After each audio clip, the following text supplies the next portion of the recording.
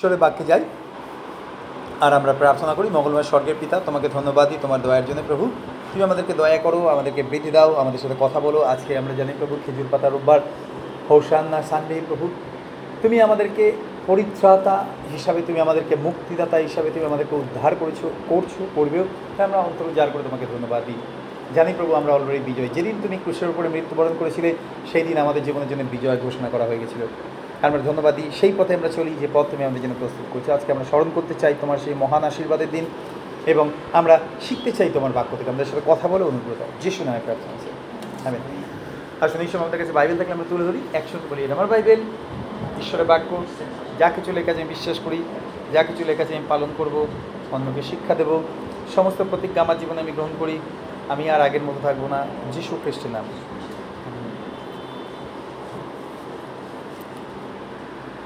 আমরা বাইবেলের একটা অংশ পড়তে চাই, যোহন লিখিত সুসমাচার তার 12 অধ্যায়ের 12 থেকে 16 পদ। যোহন লিখিত সুসমাচার তার 12 অধ্যায়ের 12 থেকে 16 পদ লেখা আছে, পর্বে আগত বিস্তর লোক যিশু জেরুজালেমে আসিতেছেন শুনিতে পাইয়া খরজুর পত্র লইয়া তাহার সহিত সাক্ষাৎ করিতে বাহির হইল, আর উচ্চ ঈশ্বরে বলিতে লাগিল, হোসান্না, ধন্য তিনি যিনি প্রভুর নামে আসিতেছেন, যিনি ইসরায়েলের রাজা। তখন যিশু একটি গর্দভ শাবক পাইয়া তাহার উপরে বসিলেন, যেমন লেখা আছে, ওই সিয়ন কন্যে ভয় করিও না, দেখো তোমার রাজা আসিতেছেন, গর্দভ শাবকে চড়িয়ে আসিতেছেন। আমরা ঈশ্বরকে ধন্যবাদ দিই। প্রভু যিশু তিনি পৃথিবীতে আসার পরে অনেক মূল্যহীন বিষয় বা প্রাণ বাইবেলের শ্রেষ্ঠ জায়গা, এবং সেই কারণে ওয়ার্ল্ডের মধ্যে একটা বিরাট সম্মানের জায়গা নিয়ে নিয়েছে। হালেলুয়া। তার মধ্যে আমরা প্রথমে দেখতে পাই একজন কার্পেন্টার। কে কার খবর রাখে? ছুতোর মিস্ত্রিদের কে খবর রাখে? প্রভু যিশু তিনি একজন ছুতোর মিস্ত্রি ঘরে জন্মগ্রহণ করেছিলেন, রেপুটেটেড কোনো ফ্যামিলিতে নয়। চিন্তা করে দেখুন, স্বর্গ যাকে ধারণ করতে পারে না। আমার একটা জীবনের টেস্টিমনি বলি। বেশ কিছু বছর আগে আমার একটা মিটিং ছিল আমাদের গভর্নর হাউসে, আর তখন আমাদের ওয়েস্ট বেঙ্গলের গভর্নর ছিলেন বীরেন জে শাহ। তা আমি গেছিলাম, আমাদের গভর্নর হাউসে নিয়ে যাওয়া হয় এবং খুব সম্মানের সাথে আমাদেরকে সেখানে বসতে দেওয়া হয়। তা যেটা মিটিং রুম ছিল হিউজ, তা আমাদেরকে বলা হলো যে আপনারা এখানে অনেক সম্মানীয় মানুষের অনেক কিছু রাখা আছে, আপনারা ইচ্ছা করে একটু ঘুরে দেখতে পারেন। মানে একটা প্লেগ্রাউন্ড বলা যাবে, এত বড় মিটিং হলটা। ফুটবল খেলা যাবে, দুটো টিম করে। তা ঘুরতে ঘুরতে গিয়ে দেখলাম চকচক করছে কাঠের একটা রথ, বাহ! এবং গিয়ে দেখলাম পলিশ করা রয়েছে। দেখলাম সেখানে লেখা রয়েছে, এই রথটাকে ব্যবহার করা হতো যখন লর্ড ডালহৌসি তিনি দায়িত্বে ছিলেন এবং যখন তিনি কলকাতায় তিনি এসেছিলেন। তারপরে দেখলাম অনেক বড় বড় টেবিল চেয়ার, সেই ব্রিটিশ আমলের সময় বিরাট বিরাট চেয়ার, রাজকীয় চেয়ার। এবং তারপরে একটা সময় এলো যখন দেখলাম যে আমাদেরকে বলা হলো যে স্যার আসছেন, গভর্নর আসছেন, আমরা সবাই উঠে দাঁড়াবো। আমরা সবাই উঠে দাঁড়িয়েছি। দেখলাম ওনার দুপাশে প্রথমে ওনাকে এসকর্ট করে নিয়ে আসছিলেন কয়েকজন, এবং তারপরে দেখলাম ওনার দুপাশে দুজন দাঁড়িয়ে আছেন। তাদের হ্যাট, যেটা মাথায় যে টুপিটা আছে, টুপিটা প্রায় বোধহয় 2 ফুট উঁচু, একদম অদ্ভুত ড্রেস পরা তাদের। বিরাট সম্মান দিয়ে নিয়ে আসা হলো বীরেন জে শাহ, যিনি আমাদের গভর্নর ছিলেন। বিরাট সম্মান তার। আমরা সবাই উঠে দাঁড়ালাম এবং তারপরে উনি সবাইকে বললেন বসতে। উনি বসার পর আমরা সবাই বসলাম। মিটিং যখন আরম্ভ হলো, উনি কিছু কথা বলছিলেন। আমি উপলব্ধি করতে পারছিলাম যে সেই হলটা নাম দেওয়া হয়েছে গভর্নর হাউস, ওই জায়গাটা, পুরো এরিয়াটা। এবং চিন্তা করে দেখুন, প্রথম যে গভর্নর ছিল তার জন্যে, একজন ব্যক্তির জন্যে ওইখানে ওই চেয়ারটা পর্যন্ত সম্মান। পার্টিকুলার একটা চেয়ার আছে, যেই চেয়ারে কেউ বসতে পারবে না কোনোদিন, শুধুমাত্র গভর্নর ছাড়া। আমি ঈশ্বরকে ধন্যবাদ দিই। চিন্তা করে দেখুন, প্রভু যিশু তিনি যখন এসেছিলেন, তিনি সম্মানের জায়গা ছেড়ে পৃথিবীতে এসেছিলেন খুব সাধারণ একটা পরিবার। যখন বীরেন জে শাহ সম্পর্কে আমরা শুনি, বা আমাদের এখন যে বর্তমানে যিনি গভর্নর আছেন, এরা কিন্তু খুব একটা হাইফাই ফ্যামিলি থেকে তারা বিলং করেন না, সবাই খুব সাধারণ পরিবার থেকে। ভালো পড়াশোনা করেছেন, IAS হয়েছেন, সেখান থেকে অনেক দায়িত্ব পেতে পেতে পেতে পেতে finally they became the governor. তাদেরকে মনোনয়ন করা হয়েছে গভর্নর হিসেবে। আমি ঈশ্বরকে ধন্যবাদ দিই, প্রভু যিশু তিনি এই পৃথিবীতে আসার পরে অনেক কিছুই বদলে গেছে। তাদের মূল্য খুব কম থাকলেও বিরাট মূল্য দিয়ে এখন তাদেরকে দেখা হয়।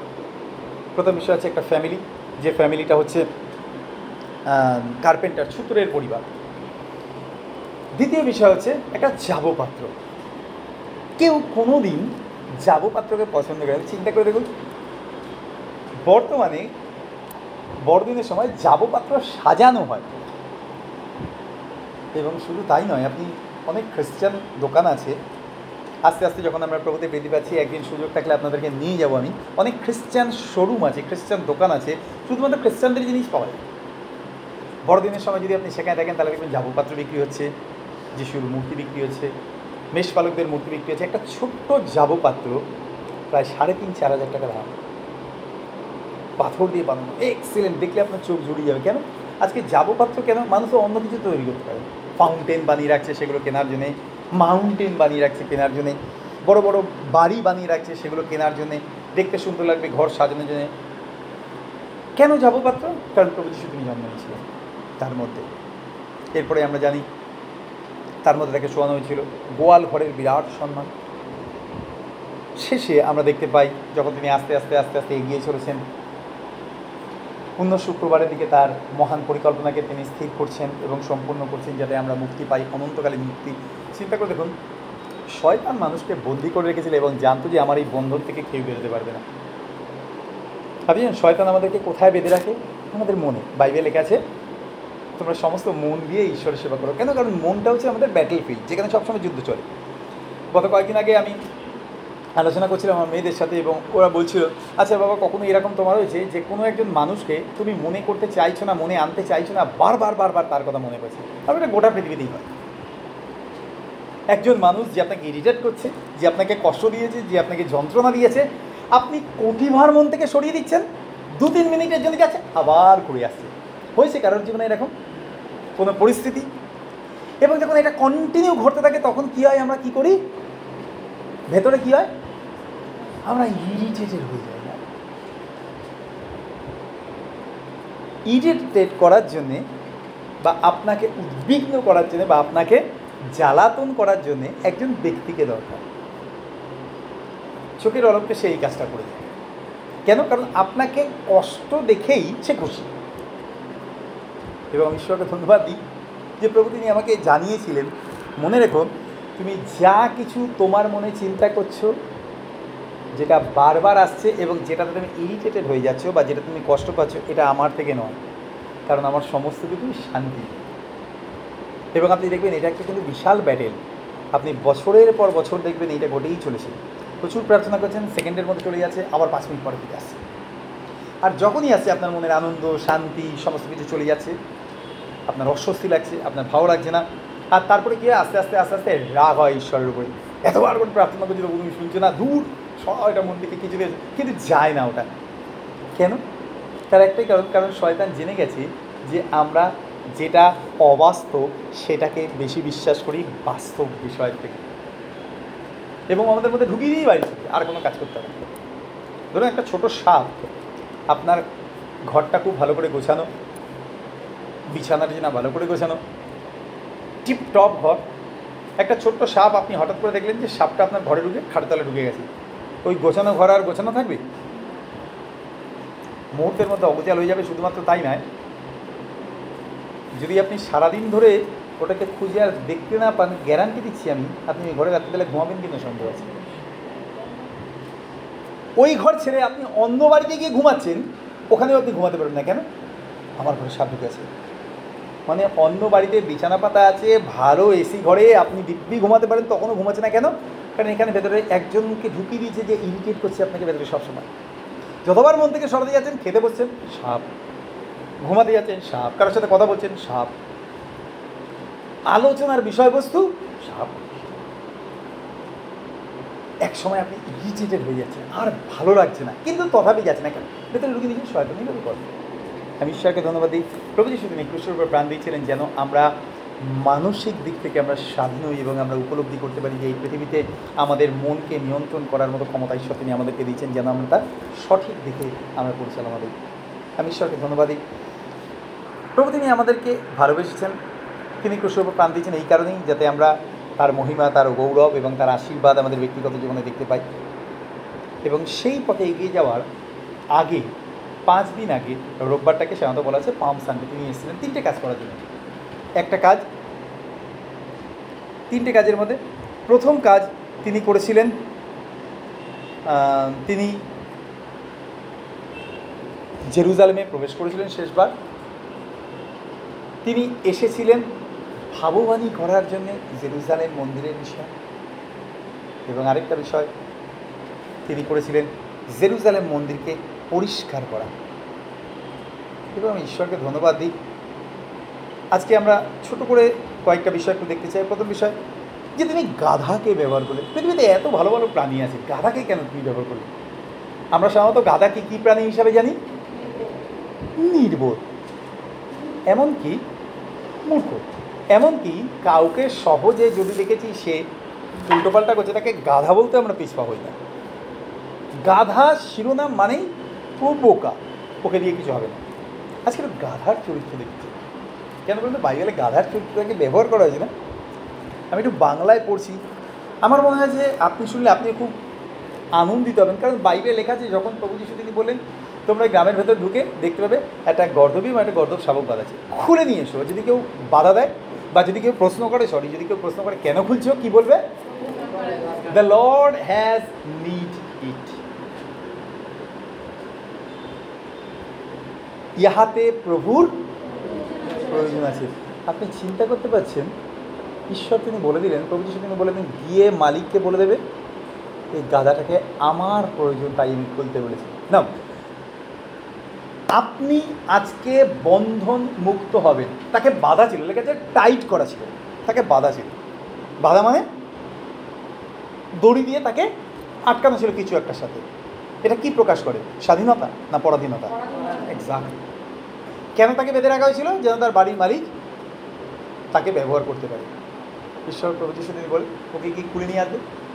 যদি কেউ জিজ্ঞাসা করে কেন খুলছে, সরাসরি বলবে দ্য লর্ড অফ হোস্ট, যিনি বিশ্ব ব্রহ্মাণ্ডের মালিক, তার প্রয়োজন আছে এই গাধাকে। আপনি চিন্তা করবেন গাধারা জীবনে কখনো স্বপ্নেও ভাবেনি যে সে মুক্ত হবে। কেন? ছোটোবেলা থেকে সে তার মাকে দেখে এসছে বাধা, তার গলায় বাধা। কে মুক্ত করবে এখানে? এর কাছেই আমি থাকবো সারা জীবন, এইভাবেই বাধা থাকতে হবে। প্রভু তিনি বললেন তাকে নিয়ে আসো এবং বলবে প্রভুর প্রয়োজন আছে। আজকে প্রভু দিকে তাকে ধন্যবাদ দিন। প্রভু তিনি আপনাকে মুক্ত করেছেন, কারণ আপনাকে প্রভুর প্রয়োজন আছে। তাহলে উইদাউট এনি রিজন ঈশ্বর তিনি আমাদেরকে মুক্ত করেননি। আমি যিশুকে জেনে গেছি, বাস হয়ে গেল না, ভুল কথা।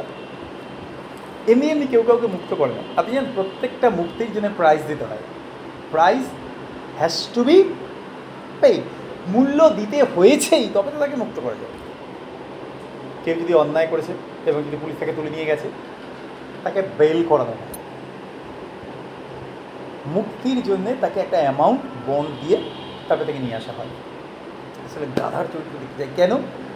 কারণ ঈশ্বরের প্রয়োজন আছে। যাকে যিশুর প্রয়োজন আছে তার সম্মানটা চিন্তা করে যখন আমরা বলি প্রভু তোমাকে আমার প্রয়োজন আছে, প্রভু তুমি বলছেন আমারও তোমাকে প্রয়োজন আছে অভিজিৎ। আর এটাই বোঝায় সম্পর্ক, দাসত্ব না। যখন কেউ বলছে যে তোমাকে আমার প্রয়োজন আছে কিন্তু আমি উপলব্ধি করতে পারছি তাকে আমার প্রয়োজন নেই, এটাকে বলা হয় দাসত্ব, জোর করে। কিন্তু ঈশ্বর তিনি জোর করেন না, তিনি আমাদেরকে ভালোবেসে স্বাধীন করেছেন, কারণ তিনি চান যেন আমরা তার পরিকল্পনাকে জানতে পারি, তিনি কত মহান পরিকল্পনা করেছেন আপনার আমার জীবন সম্পর্কে। গাধার কয়েকটি বিষয় আমরা দেখতে চাই। তার বিষয় আসলে গাধার প্রকৃতি খুবই সহজ ও সরল। গাধা বুদ্ধিমান এবং গাধার প্রচুর জেদ। এই কারণেই তারা ভারী ভারী মাল বহন করে এবং তাদের দিয়ে সহজে কাজ করিয়ে নেয় মানুষেরা। গাধা যে কোনো পরিস্থিতিতে নিজেকে মানিয়ে নিতে পারে। অন্যান্য প্রাণীদের তুলনায় গাধারা মানুষের জন্য বেশি কাজ করে এবং তাদের অনেক বেশি সহনশক্তি। এই লাইনটাতে আমি যখন কালকে স্টাডি করছিলাম দেখছিলাম গাধার প্রচুর বহন করার ক্ষমতা আছে এবং মেনে নেওয়ার ক্ষমতা আছে। কি ভালো চরিত্র না? আমি সব কিছু মেনে নিতে চাই। আর গাধাকে সেই কারণে মানুষ বেশি খাটায়। কিন্তু গাধার ক্যারেক্টারটাই হচ্ছে আমি সব কিছু মেনে নেব। দেখুন, ঈশ্বর তার এই ভালো চরিত্রের জন্য তাকে বেছে নিয়েছিলেন ব্যবহার করার জন্য। এত কিছু পরেও গাধাকে বোকা বলা হয় কারণ সে সৎ ও পরিশ্রমী। গাধা কিন্তু ডায়নামিক, গাধার ডিলিজেন্ট, কি অদ্ভুত না, প্রচুর পরিশ্রমী, হার্ড ওয়ার্কার, প্রচুর পরিশ্রম করতে পারে সে। গাধা চতুরতা জানে না, তাই সে অন্যান্য প্রাণীর চেয়ে বেশি কাজ করে। গাধাকে মারধর করা হলেও সে মাল বহন করে, প্রতিবাদ করে না। অর্থাৎ সে নিজের কথা নয়, শুধু মনিবের কথা ভাবে। সম্ভবত এই কারণেই গাধাকে বোকা মনে করা হয়। কিন্তু আলটিমেট বলুন, এটা কি বোকার বিষয়? না, আমি আমার মনিবকে সন্তুষ্ট করবো। তৃতীয় বিষয়, গাধার অবিশ্বাস্য স্মৃতিশক্তি।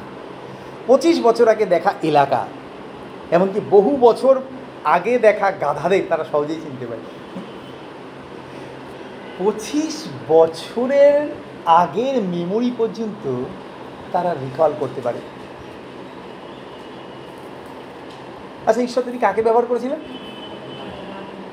একবার একজন প্রার্থনা করতে করতে, একবার আমি একটা মিটিংয়ে গেছিলাম, সেখানে একজন পাস্টার বসেছিলেন, সাউথ ইন্ডিয়ান পাস্টার, আর তিনি একটা প্রার্থনা করেছিলেন। প্রার্থনাতে আমিও হেসেছিলাম, সবাই হেসেছিল। কিন্তু পরে না ওই প্রার্থনাটা উপলব্ধি করতে পারে। হঠাৎ করে তিনি প্রার্থনা করতে করতে তিনি হঠাৎ করে বললেন, প্রভু আমি একটা ডঙ্কি আছে, আমি একটা গাধা আছে, তুমি আমাকে বেঁচেছো, আমি একটা ডঙ্কি প্রভু।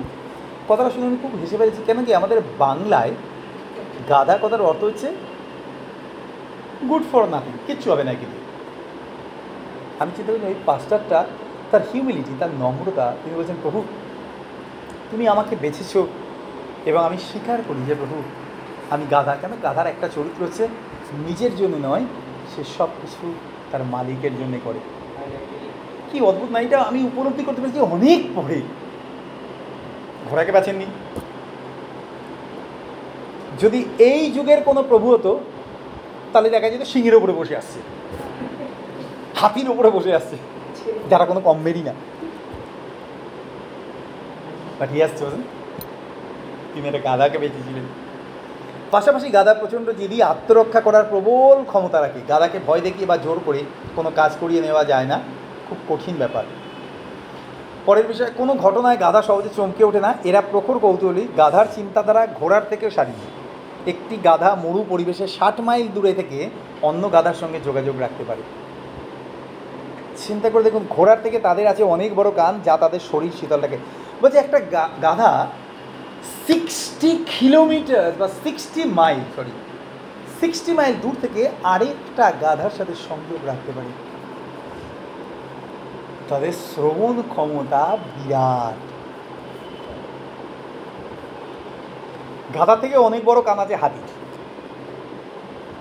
হাতি কারোর কথা শুনে কিনা সন্দেহ আছে।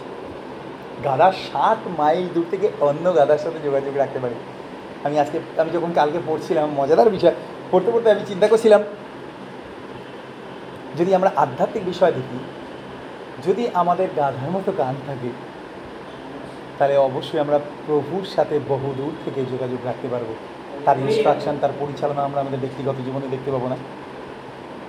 গাধা নেকড়ে বাঘ ও অন্য বন্য জন্তুদের হাত থেকে বাকি পশুদের রক্ষা করে বিশেষ সংকেত দিয়ে। সেভিয়ার,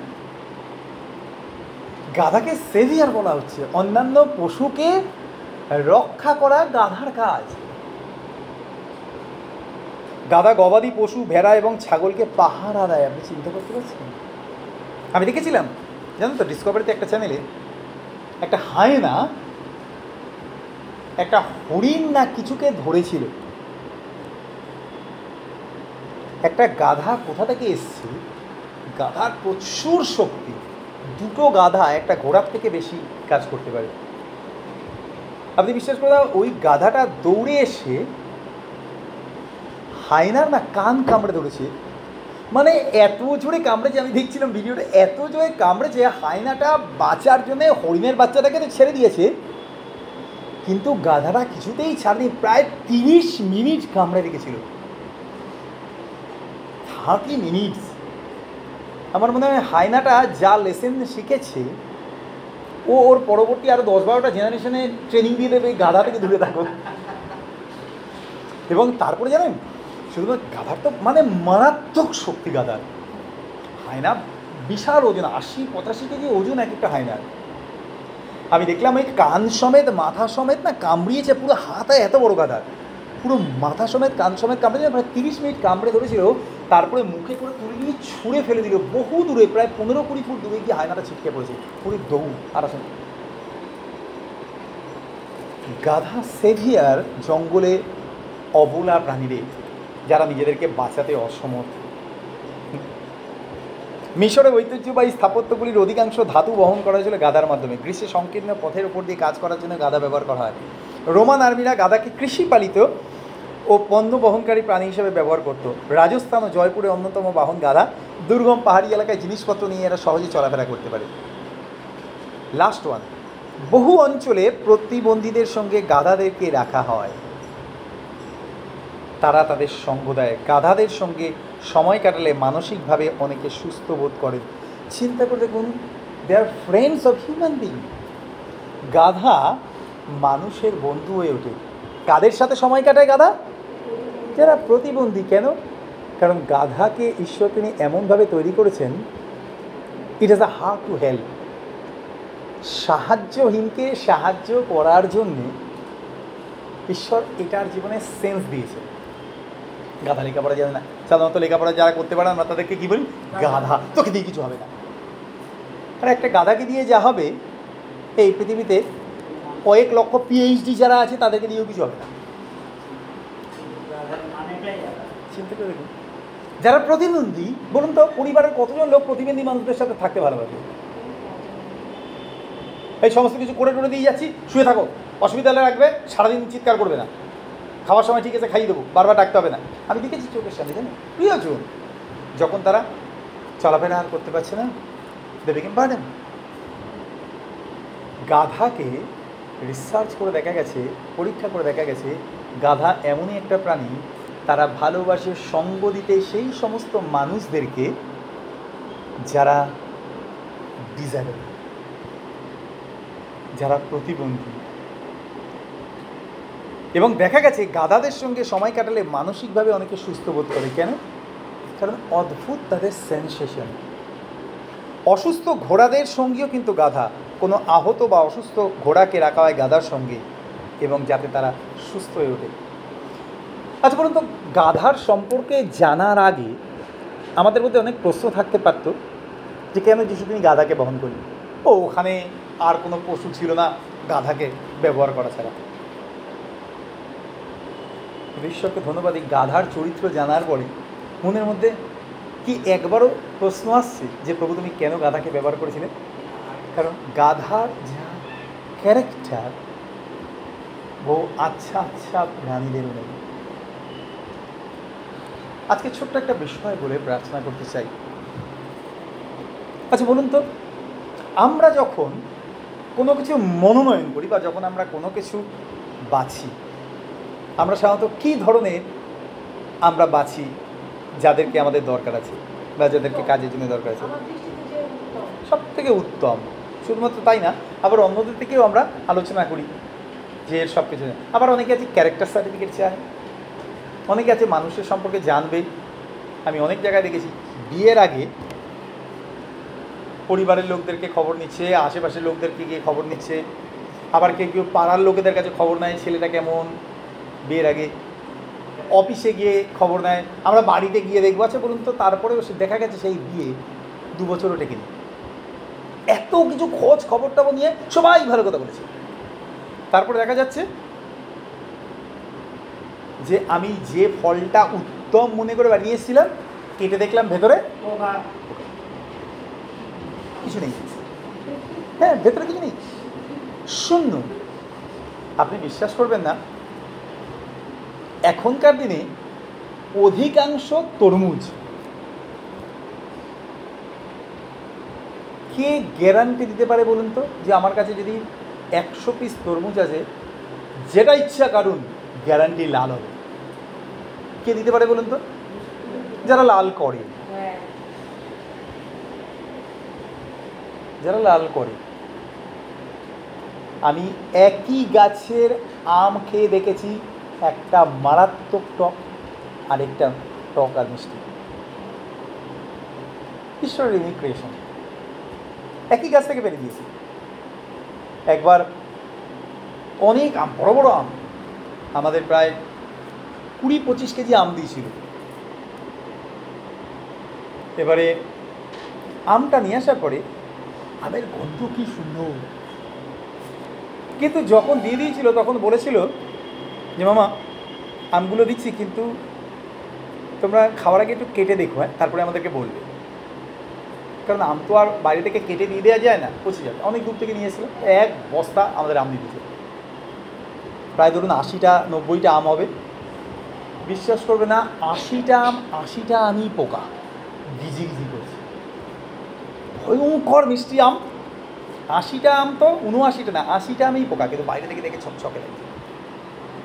আমরা দেখি বুঝিয়ে নি, কিন্তু যারা দিয়েছে তারা বলেছে যে খাবার আগে কেটে দেখে নেবে, তারপরে আমাদেরকে বলবে। তো একটাও তো আম খাওয়া যায়, নেশা ফেলে যাচ্ছে। তারপরে তারা আবার আরও 15-20 কেজি আম এসে দিয়ে গেছে, আরও ভালো কোয়ালিটি, ভালো জাত। বাইরে থেকে দেখলে উত্তম দেখলে পরে আমরা মনে করি এটা বেস্ট, কিন্তু ঈশ্বর তিনি অন্তঃকরণ দেখেন। আমি প্রভুকে ধন্যবাদ দিই, তার মনোনয়ন কখনো ভুল হয় না। হালেলুয়া। চিন্তা করে দেখুন, যদি সেদিন গাধাটা বিলিয়মকে না বাঁচাতো, স্বর্গদূত দাঁড়িয়ে আছে খড়গ নিয়ে, গাধা দেখতে পাচ্ছে, বিলিয়ম দেখতে পাচ্ছে না। একটু ন্যারো জায়গা আছে, লাঠি দিয়ে মেরেছে, ওটা দিয়ে চলো, ওটা দিয়ে চলো। গাধা কি করেছে, যেই এগোতে গেছে ওই ন্যারো জায়গাটা, ওই সরু জায়গাটাও স্বর্গদূত এসে দাঁড়িয়ে গেছে। তারপরেও যখন গাধা আর যায়নি, কী করছে, পাহাড়ের গায়ে একদম সরে গেছে, আর পাহাড়ের দেয়ালে বিলিয়মের পা ঘষে গেছে, প্রচণ্ড রেগে গেছে, নেমে গিয়ে ওই গর্দবিটাকে খুব মার মেরেছে। চিন্তা করে দেখুন, গাধা গর্দবি মানুষের রবে কথা বলছে একটা ভাববাদীকে শিক্ষা দেওয়ার জন্য। আমি কি তোমার সেই গাধা না, গর্দবি না? বাল্যকাল থেকে যারা বলতে চেপে আসছে, তোমার সঙ্গে তোমার সাথে এরকম করেছি না, আজকে কেন করলে? গাধা বলছে তুমি জানো না কেন করেছি, তোমাকে বাঁচানোর জন্য। এত ঢাকা তুমি, আমি বারবার বলছি তবু তুমি যাচ্ছ না। তখন স্বর্গদূত বিলিয়মের চোখটা করে দিয়েছিল, দেখছে সামনে খড়গ তিনি দাঁড়িয়ে আছে, বললো ও জানে তাই তোমাকে প্রাণে বাঁচিয়েছে, আর যদি আমি রাস্তার মাঝখানে দাঁড়িয়ে আছি, ও তোমাকে এতটাই ভালোবাসে, এত মারকেও প্রভুর কথা চিন্তা করে, তাকে সুরক্ষিত রাখবে বলে ও দাঁড়িয়ে গেছে। আর যদি ও মারকে যদি এগিয়ে আসতো, তাহলে গাধারকে বাঁচিয়ে রাখতেন, তোমাকে মেরে যাবে। তখন বিলিয়ম ভুল বুঝতে পেরেছে। চিন্তা করে দেখুন, ঈশ্বরকে ধন্যবাদ, ইজ সাচ আ ক্যারেক্টার, যে আমি আমার প্রভুর জন্য জীবনযাপন করব। আমি ঈশ্বরকে ধন্যবাদ দিই, প্রভুর অদ্ভুত মনোনয়ন, তিনি বেঁচেছিলেন গাধাকে, কারণ গাধা অনেক ভালো গুণ আছে তার মধ্যে, যেগুলো ঈশ্বর তাকে দিয়েছিলেন। আর আমি ঈশ্বরকে ধন্যবাদ দিই, আজকে যখন আমাদের ব্যক্তিগত জীবনে আমরা দেখি, তিনি আপনাকে আমাকে অনেক ভালো গুণ দিয়েছেন। আমরা সবসময় নেগেটিভটা নিয়ে চিন্তা করি, এবং জয়েস মায়ার তিনি বলছিলেন যে আমাদের চরিত্রই হচ্ছে, আমরা পজিটিভ বিষয় থেকে নেগেটিভ বিষয়ে বেশি আমরা গুরুত্ব দিই, আর শয়তান সেটা জানি, আর তাই জন্য সে আমাদের জীবনটাকে নেগেটিভ চিন্তার মধ্যে থেকে বেশি পরিমাণে ভরিয়ে দেয়। আমি ঈশ্বরকে ধন্যবাদ দিই, যেদিন আমি উপলব্ধি করতে পেরেছিলাম যে প্রভু যিশু তিনি যখন গাধাকে পেয়েছেন, দেন দেয়ার ইজ সাম রিজন, বিশেষ কোনো কারণ আছে। তিনি তার মহান প্রকাশনটা, জেরুজালেম মন্দির পরিষ্কার করার জন্য প্রবেশ করাটা, তিনি একটা সাধারণ প্রাণী, যাকে সাধারণত সমাজে কেউ পছন্দ করে না, তাকে ব্যবহার করেছেন। আজকে যদি আপনি আর আমরা যদি রাজি হই, if you are agree to be use, যে প্রভু তুমি আমাকে ব্যবহার করো, আপনার আমার কী গুণ আছে আমরা জানতে পারি না, কিন্তু যিনি দিয়েছেন তিনি জানেন। আপেলে ভিটামিন আছে না? দেখেছেন কখনো ভিটামিন? না। তাহলে কী করে জানেন ভিটামিন আছে? হ্যাঁ, ডাক্তাররা তো অনেক কিছু বলে। একটু আগে বলেছিল 70% চান্স আছে ক্যান্সার হওয়ার। আপেলে ভিটামিন আছে কেন? ডাক্তাররা বলে না, না একটা উদাহরণ দিচ্ছি।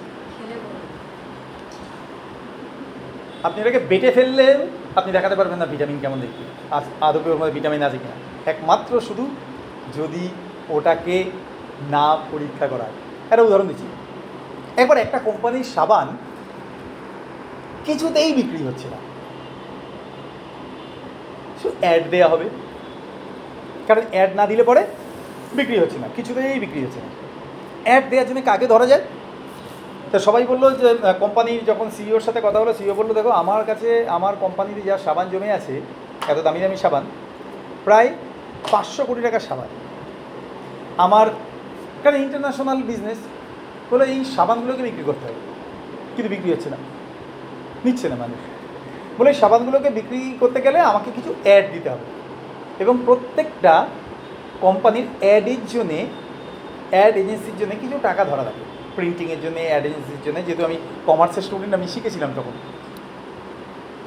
বলো অ্যাডের জন্যে আমরা 5 কোটি টাকা দেবো, মানে যে অ্যাড দেবে সে সারা জীবনের জন্য ধনবান হয়ে গেল।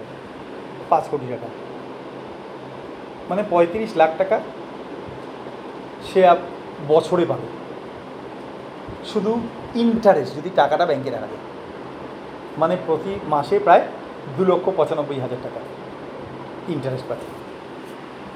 কাকে দিয়ে দেওয়া হবে না? সবার কথা তো তাই অ্যাডে মানুষ কিনবে না। এখন যদি আমি গিয়ে যদি গণেশ সর্ষের তেল সম্পর্কে বলি যে তেলটা খুব ভালো, আপনারা খান, আমাকে চেনেই না, আমাদের পাত্তাই দেবে না। একজন বিশেষ ব্যক্তিকে ডাকা হবে, অমিতাভ বচ্চনকে বলেছে, স্যার আপনি আমাদের এই সাবানের একটু অ্যাড দিয়ে দেবেন, we will give you 5 crore। Okay, প্রোডাক্টটা নিয়ে এসো। একদিন সমস্ত কিছু রেডি, ক্যামেরার সামনে দাঁড়িয়ে অমিতাভ বচ্চন বলছে, आप लोग देखिए ये जो साबुन है महंगा लेकिन बहुत बढ़िया, आपको पता नहीं है ये साबुन कितना अच्छा, फ्रैग्रेंस कितना अच्छा, आप एक बार ट्राई कीजिए।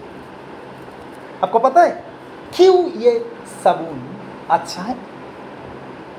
क्योंकि मैंने बोला। 1 বছরের মধ্যে 80% সাবান বিক্রি হয়েছে। কেন? কে বলেছে সাবানটা ভালো? हम भी यूज करता है। আরে অমিতাভ বচ্চন যে সাবান ব্যবহার করছে সেই সাবান যদি আমি ব্যবহার করি, আপনি বলুন তো, বাচ্চাদের অধিকাংশ খাবার বিক্রি করা হয় মাইলো থেকে আরম্ভ করে, এটা থেকে আরম্ভ করে, ওটা থেকে বনভিটা, কমপ্ল্যান, কিসে কাটে বলুন তো? অ্যাডে কাটে। বিশেষ বিশেষ ব্যক্তিরা অ্যাড দিচ্ছে। উনি বলেছেন, উনি খাচ্ছেন, তাহলে আদৌ উনি খাচ্ছেন কিনা কে জানে, কিন্তু নিয়েছি কেন? কারণ উনি বলেছেন। সেদিন থেকে আমি উপলব্ধি করেছিলাম এই জিনিসটা মূল্যবান হয়ে গেছে। কেন? তার কারণ অমিতাভ বচ্চন বলেই দিলেন, কিউকি मैंने बोला, আমি বলেছি এটা ভালো, তাই ভালো। 80% সাবান বিক্রি হয়ে গেছে 1 বছরের মধ্যে। 4 কোটি টাকার সাবান বিক্রি হয়ে গেছে 1 বছরে, না 400 কোটি টাকার সাবান বিক্রি হয়ে গেছে 1 বছরের মধ্যে। কারণ একজন মানুষের ব্যক্তিগত তার মতামতের জন্য। আপনি চিন্তা করে দেখুন তো, আজকে যদি ঈশ্বর তিনি আপনাকে বেছে নিয়ে তিনি বলছেন তোমাকে দিয়ে উত্তম কাজ করা যাবে, তোমাকে দিয়ে ভালো কাজ করা যাবে, তোমাকে দিয়ে মহান কাজ করা যাবে, কিউকি मैंने बोला, আমি বলেছি। যিনি সৃষ্টিকর্তা তিনি যদি আমাদের জীবন সম্পর্কে মহান কর্মের কথা বলেন, কতটা না আশীর্বাদ আমাদের ব্যক্তিগত জীবনে আমরা পাবো যদি আমরা এগিয়ে থাকি। হালেলুয়া। প্রভু তিনি আমাদেরকে আশীর্বাদ করুন, তিনি আমাদেরকে দয়া করুন। এমন একজন প্রাণীকে তিনি ব্যবহার করেছিলেন যার মূল্য আমাদের কাছে ছিল না জানার আগে, কিন্তু আজকে আমরা জানি যে তিনি আমাদেরকে যে কোনো মূল্যে ব্যবহার করতে পারেন, কারণ মূল্যবান তিনি করেন। প্রভু তিনি আমাদেরকে আশীর্বাদ করুন। আসুন প্রার্থনা সমাপিত হই। মঙ্গলবার স্বর্গের পিতা, তোমাকে ধন্যবাদ দিই তোমার ভালোবাসার জন্য। তুমি আমাদেরকে সাহায্য করো, তুমি আমাদেরকে আশীর্বাদ দাও, এবং প্রার্থনা করি প্রভু তোমার বাক্যকে বিশ্বাস করে যা কিছু তুমি বলেছো সমস্ত হৃদয়ে প্রভু স্বীকার করে তা গ্রহণ করে ভালোবেসে প্রভু তোমার পথে এগিয়ে চলতে সাহায্য করো। আমরা তোমারই চরণে সমর্পিত হই। ধন্যবাদই তোমার করুণার জন্য। আমাদেরকে ব্যবহার করো প্রভু। যা কিছু আমার প্রভু সব তোমার নিজের বলিতে মম কিছু নাই। শয়তানের সমস্ত মিথ্যে যা আজ পর্যন্ত সে বলে এসছে এবং এখনও বলে চলেছে আমাদের বিরুদ্ধে, যা কিছু আমাদের অন্তরে বলে প্রভু আমাদের বিরুদ্ধে, আমাদেরকে কষ্ট দেওয়ার জন্যে, আমাদেরকে নিচু করার জন্যে, আমাদেরকে ছোটো করার জন্যে, আমাদেরকে অসহায় করার জন্যে, যা কিছু নেগেটিভ বলে, যা কিছু প্রভু মিথ্যা বলে, সমস্ত কিছুকে আমরা যিশু নামে ধমক দিই এবং আমাদের অন্তর থেকে বার করে দিই যিশু খ্রিস্টের নামে। তুমি আমাদেরকে যা বলেছো আমরা বিশ্বাস সেটা গ্রহণ করি প্রভু। আমরা তোমার দৃষ্টিতে মূল্যবান, আমরা তোমার দৃষ্টিতে গ্রহণযোগ্য, আমরা তোমার নিজের সন্তান। তোমার গৌরব করি, আমাদেরকে ব্যবহার করো, সম্পূর্ণ জীবন তোমার মহিমা, তোমার প্রশংসা করি। প্রার্থনা যিশু নামে, আমেন।